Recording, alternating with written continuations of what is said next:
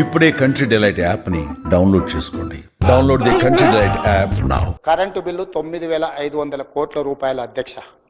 ఇక ఇప్పుడు మీరు చెప్పండి అధ్యక్ష, 3,460 మెగావాట్లతోనే నిర్మించి గ్రావిటీ ద్వారా తుమ్మిడియేటి నుంచి శ్రీపాదెల్లంపల్లికి నీళ్లు తెచ్చుకొని అక్కడి నుంచి తెలంగాణ రాష్ట్రంలో 16,40,000 ఎకరాలకు నీళ్లు ఇచ్చే ప్రాజెక్ట్ అవసరమా?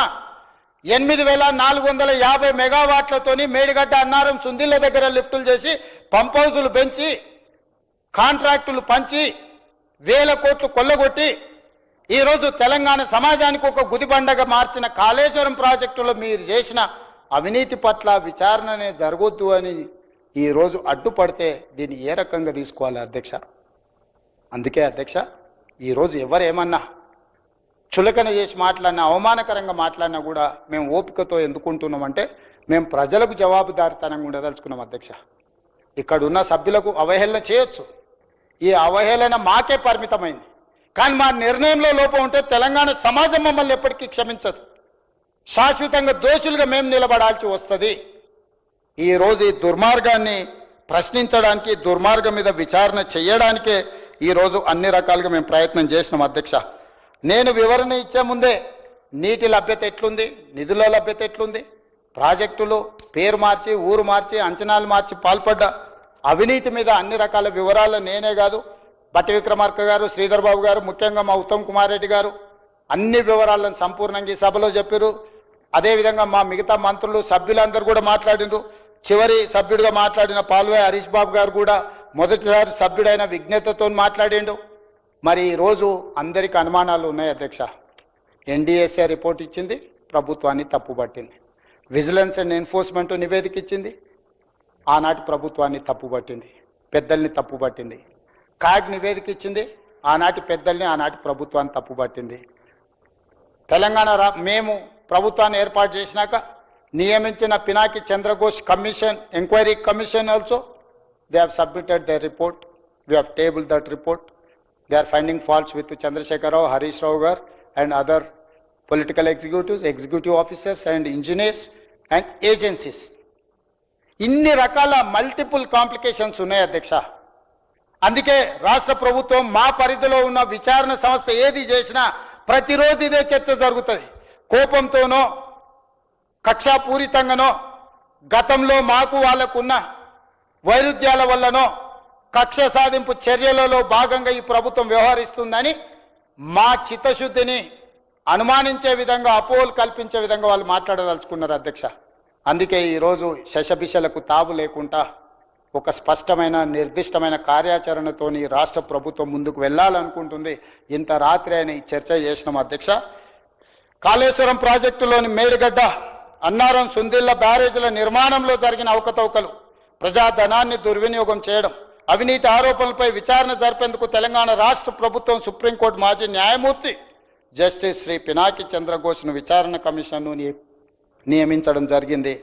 విచారణ కమిషన్ తన నివేదికను జూలై 31, 2025 ప్రభుత్వానికి సమర్పించింది. ఆగస్టు 4, 2025 జరిగిన మంత్రిమండలి సమావేశంలో ఈ నివేదికను ఆమోదించింది.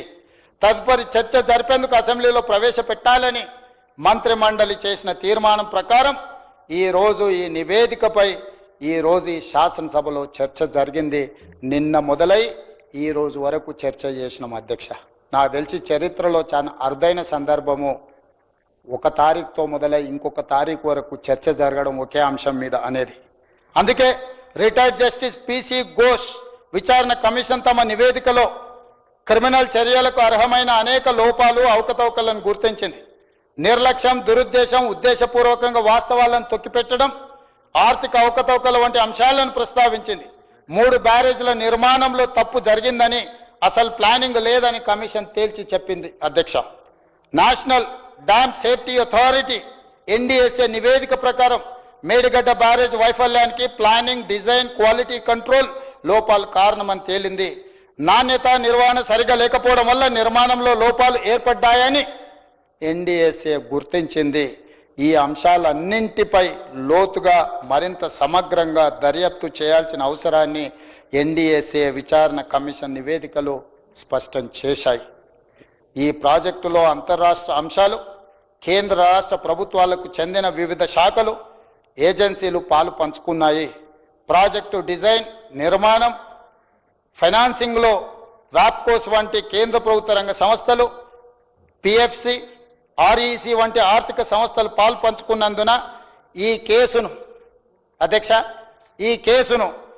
సెంట్రల్ బ్యూరో ఆఫ్ ఇన్వెస్టిగేషన్ కి అప్పగించడం సముచితము. అందుకే ఈ కేసు దర్యాప్తును సెంట్రల్ బ్యూరో ఆఫ్ ఇన్వెస్టిగేషన్ కు అప్పగించడానికి సభ నిర్ణయం తీసుకుంటున్నది తమ అనుమతితో అధ్యక్ష. ఎన్నో రకాల అంశాలు, విచారణ అర్హమైన విషయాలు ఇందులో ఉండడం వల్ల సిబిఐ ఎంక్వైరీకి మా ప్రభుత్వం ఆదేశాలు జారీ చేయనైనది.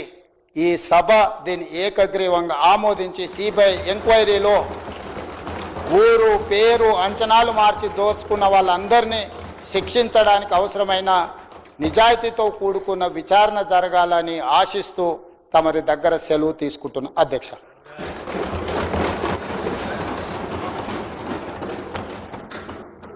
సుమన్ టీవీలో మీ పర్సనల్ అండ్ బిజినెస్ ప్రమోషన్స్ కోసం కింది నెంబర్కి కాంటాక్ట్ చేయండి. డ్రగ్స్, గంజాయి లాంటి చెడు వ్యసనాలకు దూరంగా ఉండండి. తాత్కాలిక ఆనందం కోసం జీవితాలని నాశనం చేసుకోవద్దు. డ్రగ్స్ విక్రయాలు, దందాలు నిర్వహిస్తే 1800599696 టోల్ ఫ్రీ నంబర్ కి కాల్ చేయండి. డ్రగ్స్, గంజాయిని నిర్మూలిద్దాం, భవిష్యత్తును కాపాడదాం.